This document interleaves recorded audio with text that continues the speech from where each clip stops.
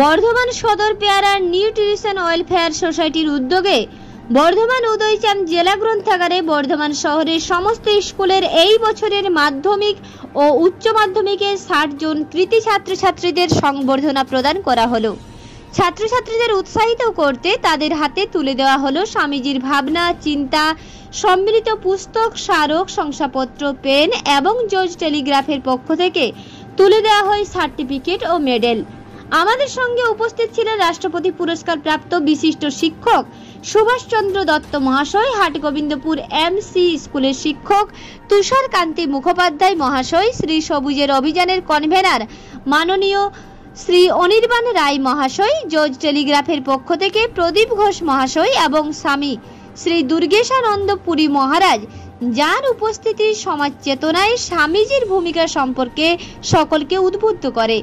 সংস্থার দাতা বন্ধু মাননীয় ডক্টর শঙ্কর নাথ ঝা মহাশয়ের উদ্যোগে তার স্বর্গীয় পিতামাতার উদ্দেশ্যে 2 জন মাধ্যমিক ও 2 জন উচ্চ মাধ্যমিকের কৃতী মেধাবী দুস্থ ছাত্রছাত্রীদের জন্য 5000 টাকা স্কলারশিপের ব্যবস্থা করা হলো। সংস্থার সম্পাদক প্রলয় মজুমদার সকল ছাত্রছাত্রীদের আগামী উজ্জ্বল ভবিষ্যতের জন্য শুভকামনা করেন। অনুষ্ঠানে ছাত্রছাত্রীদের সাথে উপস্থিত ছিলেন অভিভাবকরাও। উপস্থিত ছিলেন সংস্থার সদস্য সুদীপ দাস, দুতি কোনার, শিল্পা অধিকারী, মনীষা মণ্ডল, চৈতালি ঘোষ, জয়ী সাহা প্রমুখরা।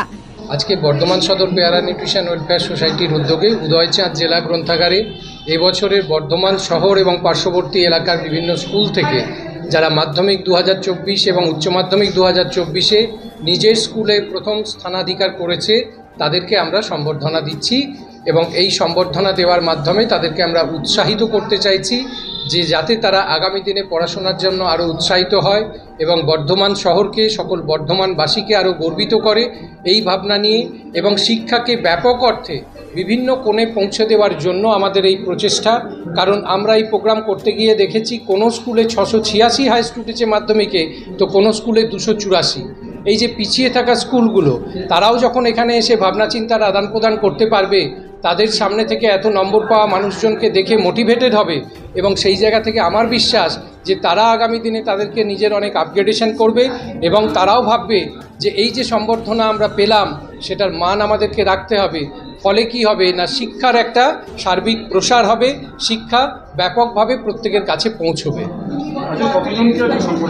আজকে আমরা মোট 60 জনকে এখান থেকে সম্বর্ধনা দিচ্ছি মাধ্যমিক এবং উচ্চ মাধ্যমিক মিলিয়ে। আমরা এই তথ্যগুলি মূলত বর্ধমানের যে ডিআইসিও অফিস আছে, district information and cultural officer, এবং তার সঙ্গে হচ্ছে বর্ধমানের যিনি ডিআই আছেন, ডিস্ট্রিক্ট ইন্সপেক্টর অফ স্কুল, এনারা ভীষণভাবে আমাদের সাহায্য করেছেন, উৎসাহিত করেছেন ছাত্রছাত্রীদের পাশে দাঁড়ানোর জন্য। তাই ওনাদের কাছে আমাদের কৃতজ্ঞতার শেষ নেই। সব পেশা কিন্তু খুব বড় জায়গায় দাঁড়িয়ে আছে। আমি বলছি মানুষের ইচ্ছা আকাঙ্ক্ষা।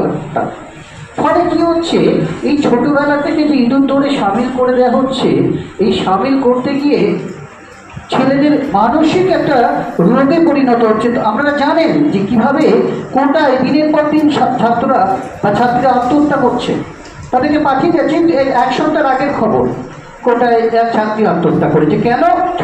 ছাত্রী বা ছাত্র আত্মহত্যা করেছে। এবং গড় যে বিষয়টা দেখা যাচ্ছে সারা বছরে প্রচুর, এমনকি দুর্গাপুরে কোটায় আইটিআইতে পরীক্ষা দিয়ে বেরিয়ে গিয়ে ছেলেটি আত্মহত্যা করলো। তা আজকে তোমরা তো সেই জায়গায় যাচ্ছ, তাহলে আমি এইগুলো না উল্লেখ করে পারছি না, খুব দরকার। কারণ কিসের আত্মহত্যা? কারণ তারা বারবার বলছে আমাদের উপর চাপ, পারিবারিক চাপ, সামাজিক চাপ, আমরা যে নাম্বার পেয়েছি সেই নাম্বারের চাপ। আর এই চাপটাকে আমরা রাখতে না পেরে যখন আমরা নিট বা এতে পাচ্ছি না, চান্স পাচ্ছি না, দেনান্দার বাবা মারা আমাদের সঙ্গে নানানভাবে অন্য রকমের ব্যবহার শুরু করছেন এবং বারবার বলছেন তোমাকে পেতেই হবে। পূর্ব বর্ধমান থেকে দেবাশিস ঘোষের রিপোর্ট, রূপসী বাংলা মিডিয়া।